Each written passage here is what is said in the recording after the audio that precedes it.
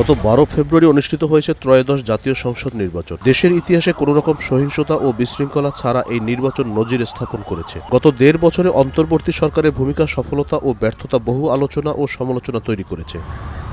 দেশের সবথেকে গুরুত্বপূর্ণ শিক্ষা প্রতিষ্ঠান ঢাকা বিশ্ববিদ্যালয়। রাজনীতিতে ঢাবি শিক্ষার্থীরা সবসময় আলোচনার তুঙ্গে। অন্তর্বর্তী সরকারের গত 1.5 বছরের আইন শৃঙ্খলা পরিস্থিতি নিয়ে এক শিক্ষার্থী জানান, ভালো সফলতাটা যেটা আমার চোখে পড়েছে রিসেন্টলি যেটা আমাদের নির্বাচন হলো, এই নির্বাচনটাতে যে আউটকাম মানুষের যেভাবে নিজেরা এসে দিতে পেরেছে, তারপর আইন শৃঙ্খলা পরিস্থিতি যেভাবে সুষ্ঠু ছিল, তারপর আমাদের সেনাবাহিনী যেভাবে নিউট্রালি এটাকে টেকেল দিয়েছে, এটা খুব আমার কাছে ভালো লেগেছে।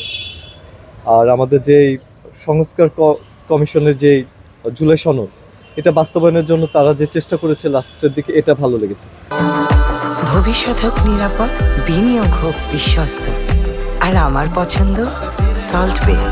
ওয়েলকাম টু সল্ট বে। গত 1.5 বছরে সুবিধা অসুবিধা বলার মতো কাউকে পাওয়া যায়নি বলেন এক শিক্ষার্থী।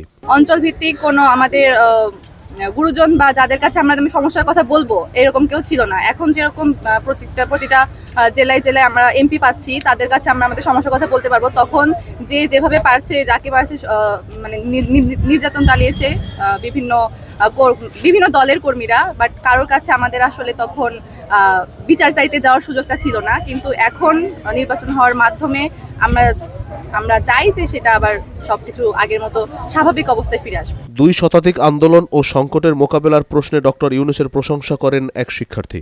মানুষ স্বতঃস্ফূর্তভাবে ভোট দিয়েছিল।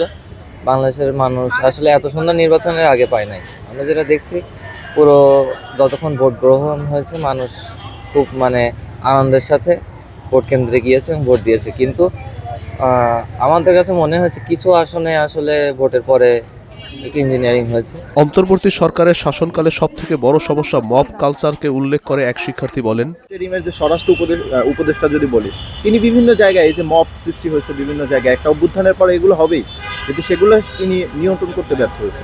আমার কাছে সবথেকে বড় সমস্যা মনে হয়েছে সারা দেশের যে বিশৃঙ্খলা এবং মব কালচার, আইন শৃঙ্খলা, যে স্বরাষ্ট্র উপদেষ্টার দায়িত্ব ছিল যে সেনাবাহিনী, নৌবাহিনী এবং বিমান বাহিনী, এবং তিনি যেহেতু সব বাহিনীর প্রধান, এবং তিনি তার বাহিনীকে সাজিয়ে সে বাংলাদেশটাকে একটা সুন্দরভাবে নিয়ে যাবে, একটা সুন্দর পর্যায়ে নিয়ে যাবে। এবারের নির্বাচনে বিপুল সংখ্যক তরুণ ভোট দেন। কেমন ছিল ত্রয়োদশ জাতীয় সংসদ নির্বাচনের পরিবেশ তার ব্যাখ্যা দিতে গিয়ে এক শিক্ষার্থী বলেন, ভোট কাস্টের যে একটা সংখ্যা 59.44, তো এখানে বোঝা যায় যে মানুষের একটা স্বতঃস্ফূর্ত অংশগ্রহণ দেখা গেছে এবার।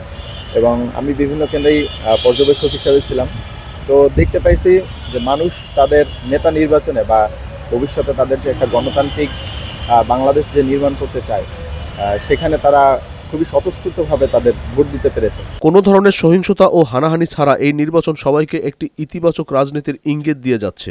18 কিংবা 14 কিংবা গিয়ে লীগের সময় যে নির্বাচনগুলো ছিল, সেখানে আসলে মানুষ তাদের ভোটাধিকার প্রয়োগ করতে পারেনি। কিন্তু এই যে আমাদের যে নির্বাচনটা হয়ে গেল 12 তারিখে, সেটা হচ্ছে খুবই বলা যায় অংশগ্রহণমূলক ছিল এবং সুষ্ঠু পরিবেশ ছিল।